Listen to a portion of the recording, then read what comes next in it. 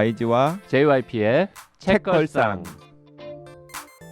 책에 관한 걸쭉하고 상큼한 이야기. YG와 JYP의 책걸상이 찾아왔습니다. YG 강량구입니다. JYP 박재영입니다. 와.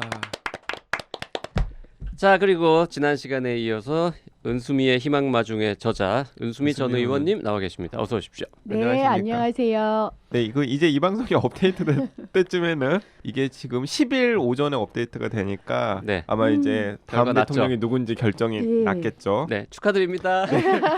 누군지 모르지만 축하드립니다. 네, 축하드립니다. 네. 그리고 어쨌든 책걸상에서는 지금 이 시점에 딱 맞는 희망마중이라는 책을 놓고서 이 희망의 정치인 은수미 전 의원님과 계속 이야기를 나누고 있습니다. 네. 오늘은 이 책에 이제 보면 이제 정치인 은수미에 대한 고민 이런 게 이제 또 나와 있어요. 네, 네.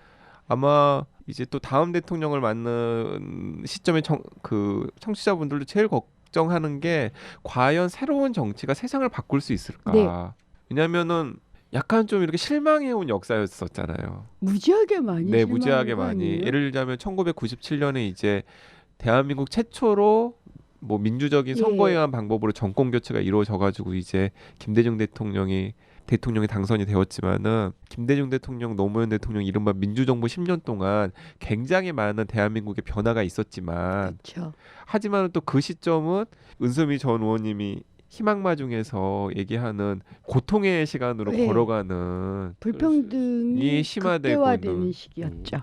그때 네. 이제 하청 사회 문제, 포스트 민주주의 문제, 뭐 다 해놓은 세계화의 거죠. 예. 이 흐름 속에서 많은 분들이 상처받고 하는 네. 그게 또 그때였으니까. 네, 그러니까 그게 사실은 또 그때 대통령을 하셨고 그다음에 뭐 권력을 이제 움직이셨던 그 두 분 대통령 포함한 정치인들이 책임을 하고 다 돌릴 수는 없지만은 어쨌든 그분들이 그걸 막지 못한 건 그럼 책임을 사실이니까. 통감해야죠. 네, 저는 네. 그렇게 그거 하나 여쭤보죠. 예. 말 나온 김에 그 10년 동안 다른 쪽 대통령이 집권을 했었더라면 지금보다 나아졌을까요? 아니 훨씬 더 더 나빠졌- 심각해. 더 나빠졌겠죠. 더 나빠졌죠. 왜냐하면 지표를 보면 알아요. 그러니까 10년 동안 제대로 방어를 못했고요. 지표상 보면 나머지 이명박 박근혜 정부 9년 동안은 악화됐어요. 더 악화됐죠. 그러니까 제가 항상 현실이 무너지는 것이 훨씬 더 빨라서 방어를 제대로 못하는 거다. 97년이나 2002년에 당시에는 이제 똑같은 대선 후보였는데 보수 쪽. 제가 알레르기가 심해가지고 좀 죄송합니다. 네. 계속 보수에 코막히는 대한 소리가 나서. 보수에 대한 알레르기가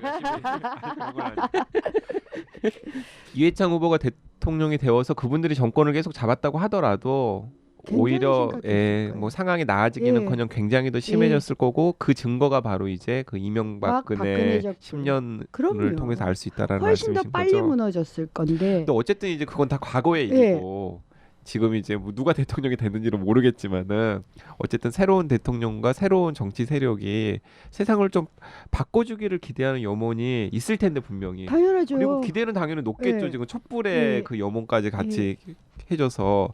근데 이제 과연 좋아집니까 이제 앞으로? 좋아집니까 네. 앞으로? 아니 저는 두 가지가 달라졌다고 생각해요. 하나는 아까 기대가 높아지셨다고 그랬는데 시민들의 기대가 좀 달라요. 오히려 민주정부 10년보다 기대가 좀 낮아요.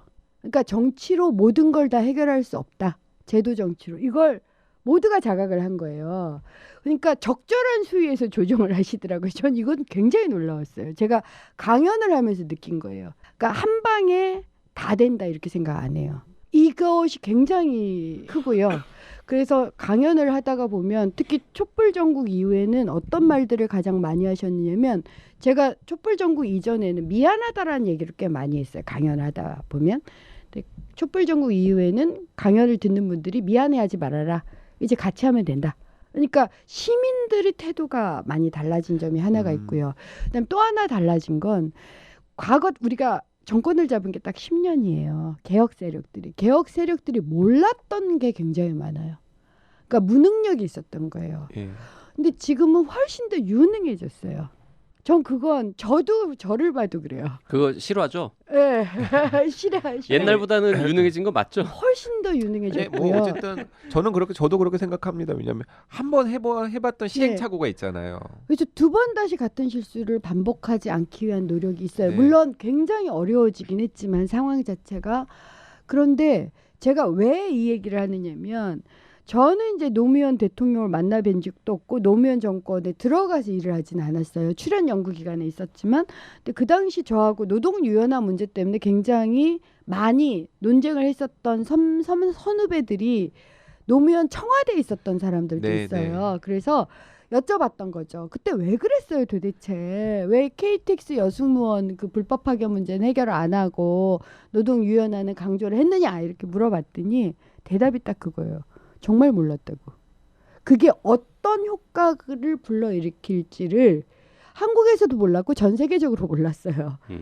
유연화가 예, 어떤 그러니까, 효과를 불러일으킬지 유연 몰랐던 안정성이라는 거죠. 그 모델이 어떤 문제를 불러일으킬지 그때 몰랐다. 전 세계가 다 처음 경험하던 예, 예. 일이었으니까. 예. 그래서 지금은 하청 뭐 뭐, 파견 이런 거 맞아요. 어떻게 다른지 이런 것도 잘 예. 모르고. 예. 아니 그리고 기자님들이 제가 한국노동연구에 7년간 있는 동안 하루 4-5시간 정도는 평균 기자님들 질문에 답했다라고 생각을 할 정도인데 처음에 무슨 은수미의 노동교실 아예 연구는 언제 하세요?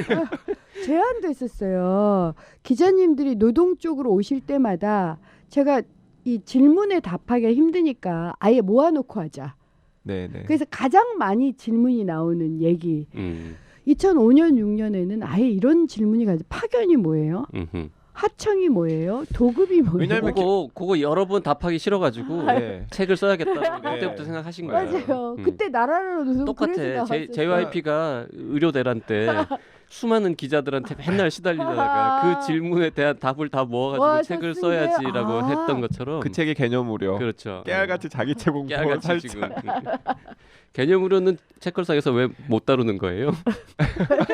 저자여서 아니 그 저는 뭐 농담 한마디 하자면은 그 예전에 그 한국일보 기자 출신이었던 그 고종석 선생님이 예. 이런 얘기를 한 적이 있는데 자기는 좀 기자들이 좀 이렇게 대한민국의 평균선 이하의 삶을 살도록 좀 강제를 해야 된다고 생각한다 법으로. 왜? 아니 왜냐하면 그러니까 자기가 어느 순간부터 이런 걸 느끼셨다는 거예요. 어느 순간에 명절 귀성길 기사가 차 막히는 기사만 막 나오지 대중교통을 이용하는 게 얼마나 불편한지에 대한 네. 기사나 리포팅이 확 떨어졌다라는 네. 거예요. 기자들이 다 차가 있어서. 아니 기자들이 다 차가 있거나 혹은 기자들이 다 대부분 다 뭐냐면은 서울 수도권에 거주하는 사람들이 맞아요. 많아졌기 때문에 그렇다라는 거죠. 귀성 스트레스를 안 받는 사람들이 많아져서 이제 그런 얘기를 하면서 이제 근데 저는 방금도 그러니까 기자들 사회에서도 좀 하청도 있고 비정규직 기자를 늘려야 비정규직 됩니까? 기자도 늘리고 안 돼요. 지금 방송계는 난리잖아요. 아니 PD는 되게 많아요. 아니 많죠 이미 이제 이미 많아요. 이미 많죠. 그래요. 방송은 다 방송은 많죠. 외주. 아니 제가 예전에 이게 바로 2006년에 있었더니 2006년에 모 방송에서 비정규직 문제를 다루러 오신 거예요. 근데 그 방송은 PD가 7명이었는데 7명 모두가 비정규직. 신분이 달랐어요. 아, 신분이 정규 기간제 도급 뭐 독립도급서부터 시작해서 알바 이미 2006년에 그러니까요. 그러니까 엄청났었던 거예요. 우리 팬 기자들이 아직 괜찮은 거구나. 그래. 예. 그렇죠. 팬 기자들은 절대 하청 만들면 안 돼요. 아까 큰일 나요. 팬기자들 하청 만들어야 자기들이 더 하청 문제 열심히 쓰고. 자, 우리 근데 예. 뭐 이제 다시 이제 또 돌아가자면 근데 저는 또 이 책을 읽으면서 방금 이 책의 제목에 맞게끔 은수미 의원님께서 이제 희망에 대한 얘기들을 많이 해주셨고 정치가 충분히 바꿀 수 있는 잠재력이 네네. 있다. 실력도 많이 나아졌다 예. 심지어는 말씀을 하셨는데 여기 보면은 그 동료 의원들에 대한 절망 같은 게 또 군데군데 있잖아요. 뭐 저에 대해 뭐 절망이라기보다는 의원 생활을 하시면서 예, 이제 의원 생활을 하면서 제가 놀랐던 건 뭐 예를 들자면 뭐 이런 거잖아요. 뭐 예를 들어서 막 이제 그 없는 사람, 가난한 사람들한테 이제 좀 더 다가가려고 은수미 의원이 노력을 할 때 그런 사람들은 어차피 우리 정당에는 표 안 줘. 우리는 중산층 공략해야 돼. 뭐 이런 얘기를 하기도 하고 그리고 또 법안 가지고 하면은 그래 은 의원은 참 이렇게 사회운동가나 학자가 어울리지. 그 얘기 많이 예, 들었어요. 정치인은 좀 아닌 것 같아. 네. 정치는 그렇게 하는 게 네. 아니야. 조정하고 네, 막 맞아요. 그래야지. 근데 어쨌든 그런 분들이 지금 뭐 국회나 혹은 새로 대통령이 되신 분들 옆에 많이들 더 계실 거 아니에요. 그래도 바뀔 거라고 제가 믿는데 제가 이제 책에 보시면 정치인이 3가지 유형이 있다.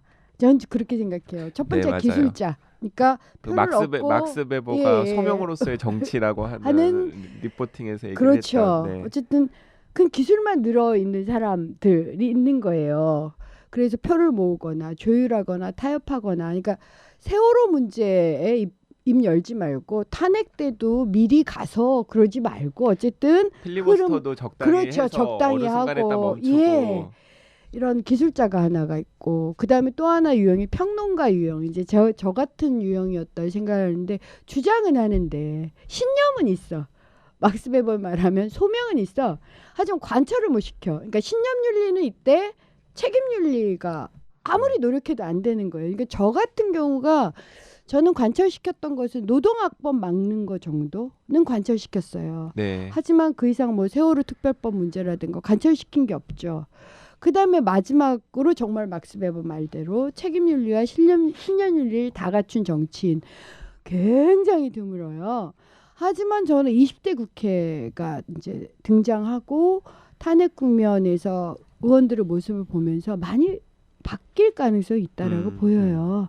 자, 19대 국회의원이셨는데 스스로 이렇게 평했습니다. 나는 평론가였다. 간혹은 정치 기술자로서 처신하기도 했고 대개는 소명으로서의 정치를 하는 사람이 되고자 노력은 했지만 4년 내내 평론가의 범주를 벗어나지 못했다. 네. 지금 20대는 낙선을 하셨지만 21대 다시 도전하실 거예요. 거죠 아마? 네. 21대 때 의원 되시면은 소명으로서의 정치인 되실 자신이 있으십니까? 예, 저는 뭐 그게 안 된다면 정치를 그만둬야 되는 게 근데 그 아닌가 생각이 현실에서는 들고요. 현실에서는 그게 어떤 게 다를까요? 굉장히 힘들어요. 그러니까 저는 또 이렇게도 생각이 들거든요. 그러니까 이 신념윤리와 책임윤리 사이에서 균형을 잡는 예. 건 때로는 자기 신념을 저버리는 일도 할 수 있다로도 들리거든요. 아니요. 그러니까 그게 막스 베버에서는 논쟁이 됐었던 얘기예요. 네. 그러니까 구체적으로는 어떤 게 그런 모습일지 좀 상상이 잘 안 돼서. 예를 들어서 보통의 경우는 이렇게 되는 거예요. 신념윤리를 강조하다 보면 책임윤리가 안 되는 경우가 있으니까 기술자들은 대부분 신념윤리를 없애버려요. 그러니까 아예 없애버려요. 아예 없애버리는 거예요. 그러니까 이제 기술자가 돼버리는 되는 거죠. 일만 하는 거죠. 되는 일만 하는 거예요. 나쁜 일은 죽어도 아주 나쁜 일은 안 해.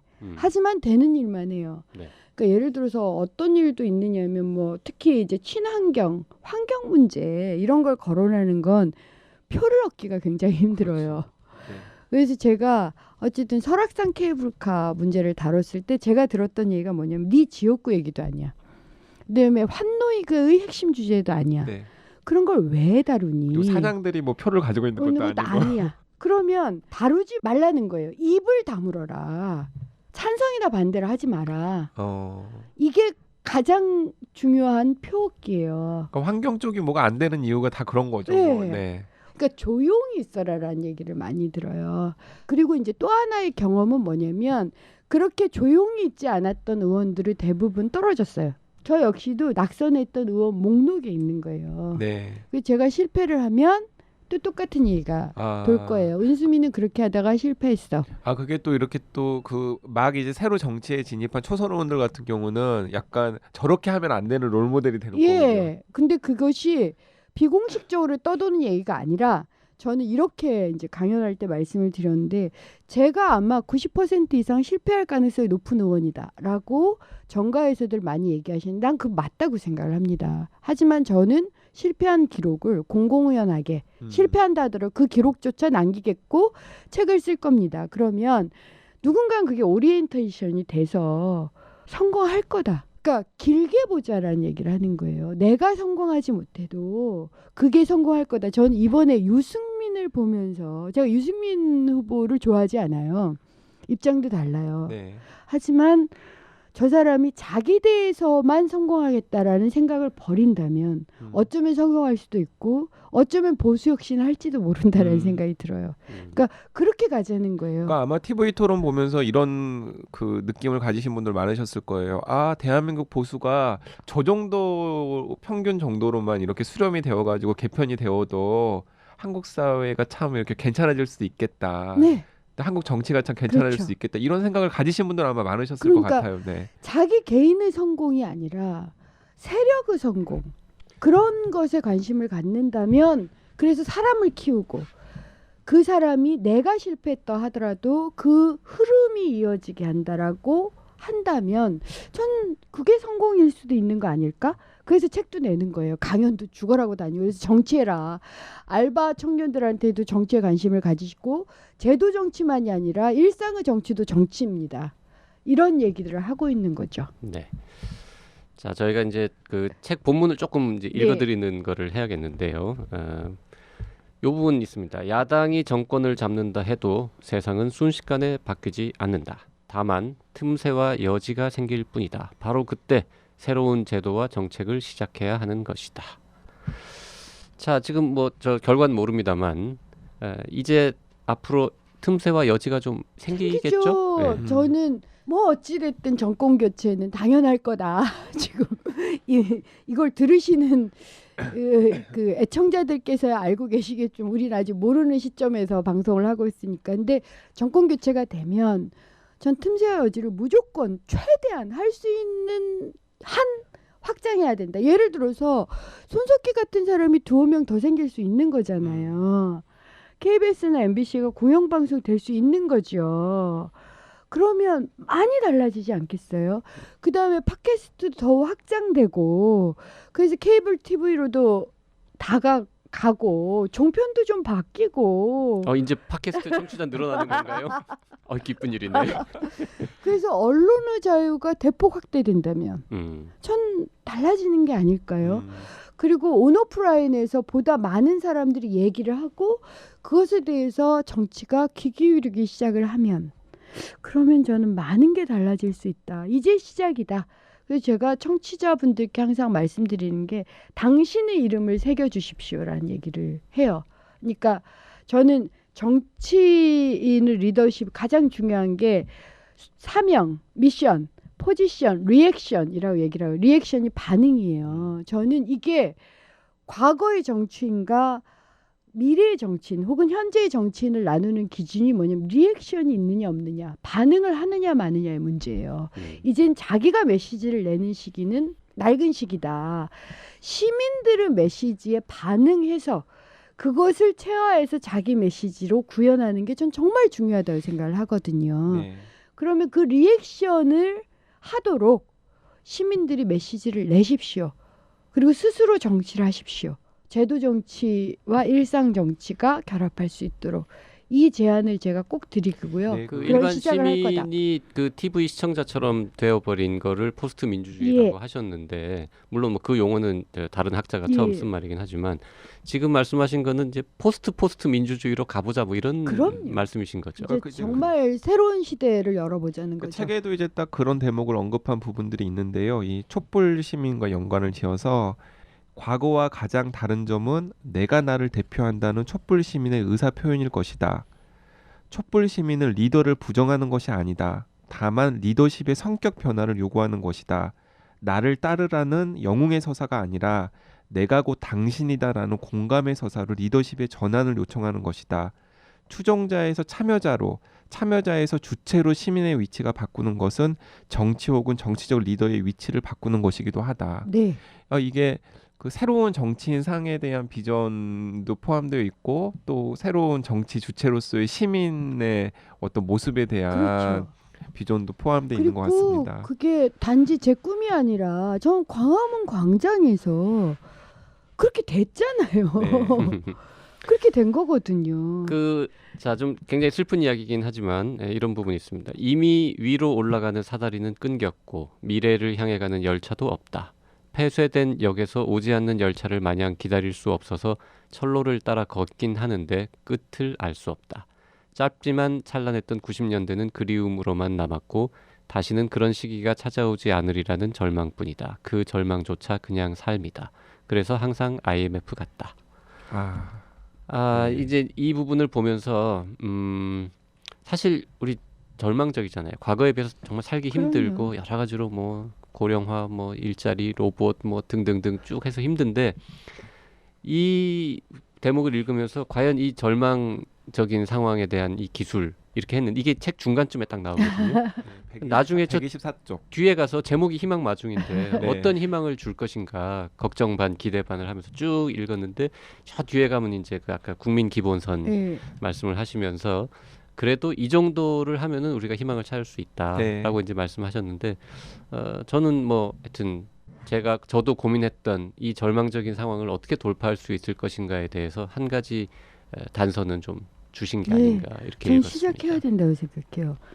어려운 일이긴 하고 그래서 제가 어떤 얘기를 하느냐면 뭐 인터뷰나 할 때마다 이번 정부는 정권 교체가 된 이번 정부는 멋있으려고 하지 말고 명예로우려고 하지도 말자. 그냥 징검다리 정부라고 생각하고 모든 걸 다 내려놓고 우리가 조중동 종편으로부터 죽을 듯이 당할 거다. 들들들들 다 털릴 거고 그래도 좋다. 그 다음 정부, 더 나은 정부를 만드는 걸 목표로 해서 싸우는 그런 정신으로 징검다리 정부라고 생각하자.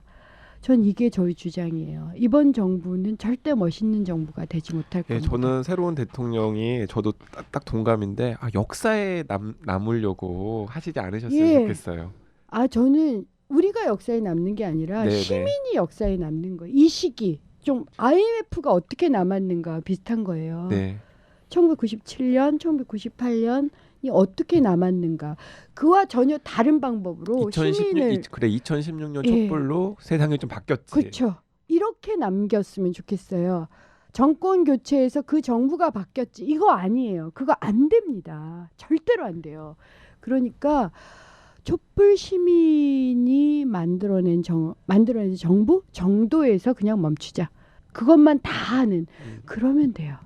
그러면서 국민 기본선은 어쨌든 해보자는 거죠. 그러니까 그 국민 기본소 하려면요 욕 무지하게 먹게 돼 있어요.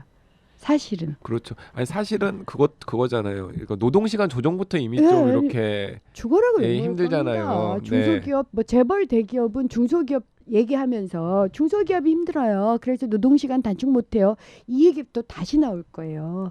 그래서 제가 노동시간 줄이거나 이런 게 패키지 정책이라고 계속 말씀을 드려요. 중소기업이나 자영업 쪽에서 노동시간을 줄일 경우 임금이나 소득이 줄어들 가능성이 있어요. 일부 한시적으로 그것이 대 지원하겠다는 거예요. 근데 그 지원액을 그럼 어디서 나오냐? 재벌로부터 나와야지 방법이 없어요. 그 굉장히 어떻게 보면 사소한 작은 것일 수도 있는데 이 책 보면서 꼭 저도 관철 내지는 필요하다고 생각했던 부분이 그 특수고용직에게 네, 산재보험 네. 적용하는 거예요. 네. 죽어라고. 저는 이제 의사니까 이 산업재해로 다치고 죽고 하시는 분들을 그래도 일반 시민보다는 좀 더 많이 보기도 했고 그 내용들을 알고 있는데 아직까지도 이 특수고용직 뭐 이제 배달 알바 뭐 이런 분들은 다 산재 적용을 아예 못 받잖아요. 못 봐요. 네. 그러니까 가입은 가능하도록 열어놨는데 임의 가입이고요. 임의 가입이니까 그리고 네. 강제적 원래 19대 국회 때 하려고 그걸 했었죠. 네. 하려고 했는데 대기업 반대로 그 로비를 못 넘었어요 우리가. 그러니까 그게 1조 원의 단체 상해보험 시장이에요. 근데 이걸 강제 적용을 하면 최소한 50%가 날아가거든요. 시장 50%가. 그러니까 못하겠다고 한 거죠. 근데 강제 적용해야 되고 돈 얼마 안 들어요. 강제 적용해서 그것을 100% 국가가 지원한다라고 할 때 배달 알바가 알바 청년들이 지금 2만 명 정도가 돼요. 배달 알바 네네. 청년들만. 그 청년들에게 삼성이 정유라한테 준 220억이 있으면 21년간 국가가 그냥 삼재보험을 줄 수 있어요. 그 삼성이 준 돈을 지금 책에 계산을 해놓으셨는데 네. 지금 말씀하신 그 배달 알바 모두에게 산재 보험료를 대신 내주는데 21년간 네, 내줄 수 맞아요. 있다는 거죠. 정말 돈 얼마 안 들어요. 그리고 이 배달 알바 같은 사람들을 산재 보험 혹은 노조 이런 거 어떻게 할 거냐라고 이제 뭐 불가능한 거 아니냐라고 얘기하는데 그 그것도. 프랑스에서는 예. 네, 플랫폼 노동자라는 예. 이름으로 하고 있다라는 것. 요 내용은 저도 처음 알게 아니 됐는데. 그대로 적용할 수 있어요. 네, 저도 그 대목을 보면서 이런 생각 많이 들었는데 요즘에 공유경제 얘기 맞아요. 많이 나오면서 그러니까 그 모바일 폰을 들고 다니면서 혼자서 개인 사업자로 여러 가지 일들을 할 수 있는 가능성이 테크놀로지로 생겼잖아요. 근데 그게 어떤 관점에서 보면 가능성이지만 어떤 관점에서 보면은 끝없는 이런 하청 노동의 연속인 거죠. 그다음 완전 위험으로 접어드는 거예요. 네, 그래서 네. 제가 4차 혁명이든 40차 혁명이든 인권과 존엄을 보호해야 되는 게 민주공화국이에요. 네. 그러니까 뭐 플랫폼 노동인 이런 게 전 세계적으로 너무 많이 벌어진 거죠. 뭐 공유경제라고 해도 좋고 뭐라고 해도 좋아요. 거기서 일하는 사람들의 인권과 존엄을 보호하는 방법만 찾으면 됩니다. 네. 저는 그것만 찾으면 뭐 수백 차 혁명이라도 괜찮아요. 정말. 그리고 할 수 있어요. 굉장히 심플해요. 그러니까 되게 복잡한 것일수록 관심을 가지고 깊게 들어가면 굉장히 심플하다.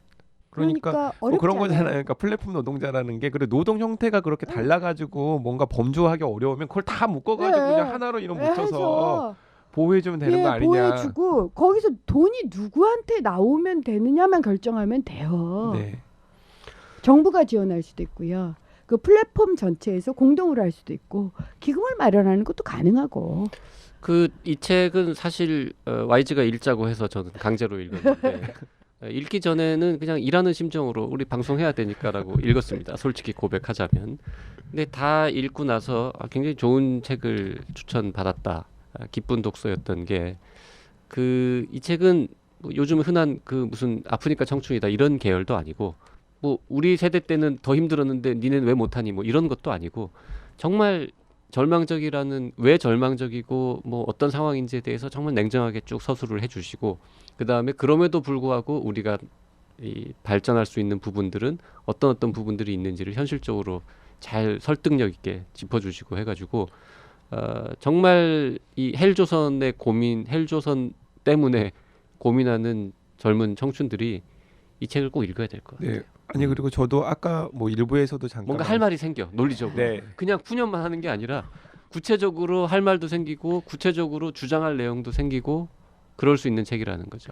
그러니까 저도 뭐 소설도 좋아하고 문학 작품도 좋아하고 뭐 에세이도 좋아하고 그렇습니다만 어쨌든 세상이 어떻게 돌아가는지를 알려면은 그 이른바 저 사회각서적 비슷한 책들을 좀 읽는 과정이 필요하거든요, 분명히. 그렇죠. 왜냐하면 이 책에서도 은수미 의원이 이런 얘기도 하셨는데 각 세대마다 각 세대의 고민이 있고 또 그걸 극복해야 되는 과제가 있다라고 말씀을 하셨는데 저는 은수미 의원님의 세대가 비교적 그 세대의 과제를 잘 인식하고 극복을 한 다음에 뭔가 성취를 또 얻으셨잖아요. 우리는 기득권을 누렸다라고 제가 정확하게 표현하죠. 네. 근데 그 기득권을 뭐 그 은수미 의원님의 말씀을 그대로 받자면 기득권을 얻을 수 있는 것도 사실은 세상이 어떻게 돌아가는지를 좀 잘 파악을 했던 그럼요. 거죠. 기득권은 빼앗는 거라고 제가 누누이 얘기를 해요. 네. 우리는 어쨌든 도전하고 빼앗았는데 문제는 그걸 우리만 누린 게 네. 굉장히 미안하다는 그러니까 거죠. 그 똑같이 받아서 얘기를 하자면 지금 되게 힘든 삶을 살고 있는 여러분들도 뭔가를 뺏으려면은 세상이 어떻게 굴러가는지를 알아야 예. 되고 세상이 어떻게 굴러가는지를 알려면 사실은 좀 세상이 어떻게 굴러가는지를 설명하는 책을 읽어야 되거든요. 근데 그런 책들이 대부분 다 너무 어려워요. 너무 두껍고 그리고 또 기본적인 뭔가 지식이 좀 있지 않으면은 뭐 이해하기도 힘들고. 그렇죠. 근데 딱 그런 분들이 이 책을 읽으면은 아, 대한민국이라는 나라가 이런 식으로 굴러가고 있고 근데 절망만 할 게 아니라 이 부분에서 돌파구를 마련하면 극복을 할 수도 있구나라는 통찰 같은 것도 주는 책이라고 저는 생각합니다. 아이고 감사합니다. 꼭 읽어주셨으면 좋겠는데 또 우리 청년 알바 친구들한테 물어보니까 책 사기도 힘들다 그래가지고 도서관에서 네. 대량 구입할 수 있도록 제도를 좀 바꿔야 되겠구나 이런 생각도 해요. 찬성합니다. 그렇죠. 저는 그런 공약하는 후보 없나 찾아봤는데 없더라고요. 그러니까 저도 공공도서관에서 책을 잔뜩 사는 네. 법을. 아니요 그거 돈 그것도 얼마 안 들어요. 아니 그리고 그러니까요. 저는 그 이 책걸상 청취자분들이 보니까는 정기 구독하시는 분들이 이제 1,000명을 넘으셨던데 이 방송 들으신 다음에 이렇게 근처에 있는 도서관에다가 신청을 희망마중 신청을 예. 해주시면은 사실 자기도 뭐 굳이 서점에서 책을 안 사고 읽을 수도 있지만은 그렇게 도서관에 갖다 놓으면 또 여러분들이 또 책을 또 읽을 수가 있거든요. 1,000명을 넘었다니요. 1,200명도 넘었어요. 언제적 1,000명입니까 지금?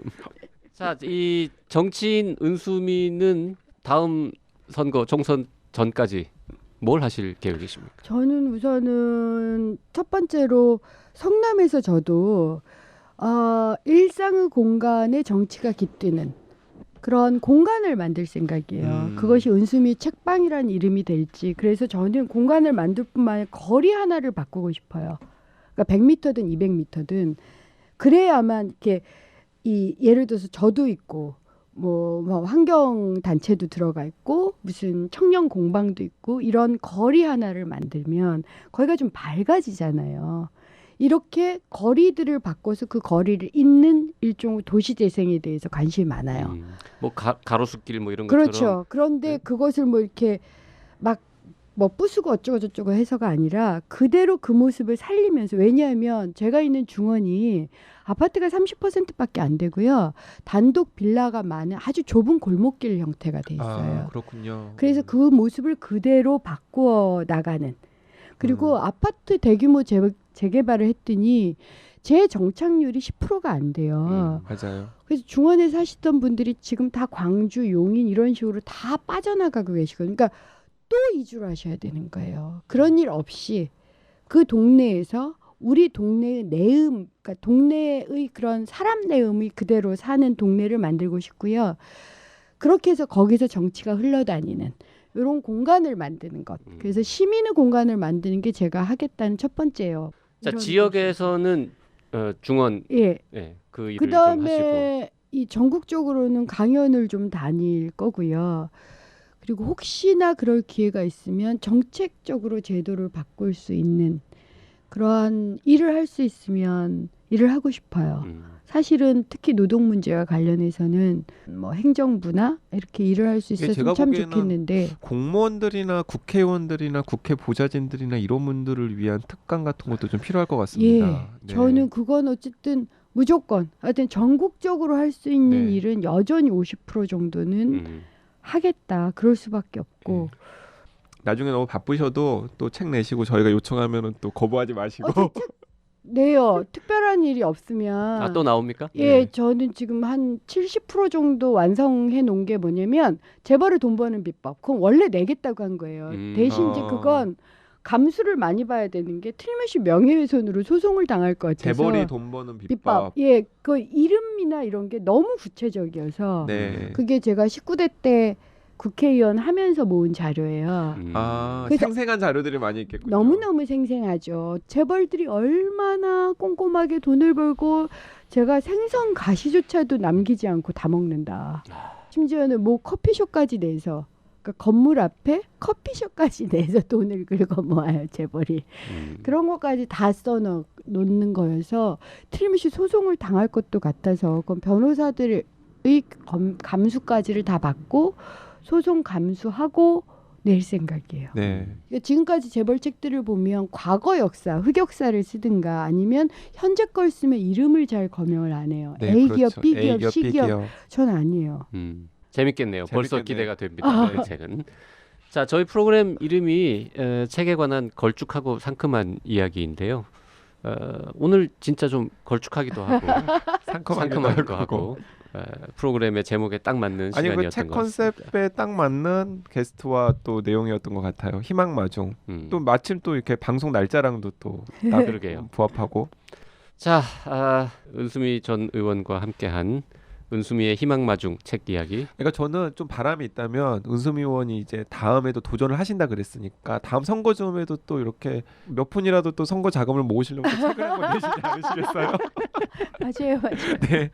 그래야 선거를 치를 테니까 예. 그때도 아마 이제 그냥 막 내시지는 않을 테고 상당히 완성도가 높은 또 그 시점에 또 적합한 책을 내실 거라고 저는 믿는데 그 책을 좀 읽고서 책걸상에서 다시 한번 얘기를 네. 하게 된다면은 그때는 우리가 그 2017년 5월에 이런 얘기를 했었는데 그 중에서 어떤 건 됐고 어떤 건 안 됐는데 근데 된 게 훨씬 더 많아서 이제 우리가 이제 다음 버전으로 그래 넘어가야 말이에요. 된다. 그런 얘기를 할 수 있었으면 정말 정말 좋겠습니다. 좋겠어요. 네. 자, 오늘 순서 여기서 줄이도록 하겠습니다. 다음 시간에 다시 뵙죠. 네, 고맙습니다. 바쁘신 은수미 의원님 나오셔서 너무 감사합니다. 예, 감사합니다. 감사합니다. 네.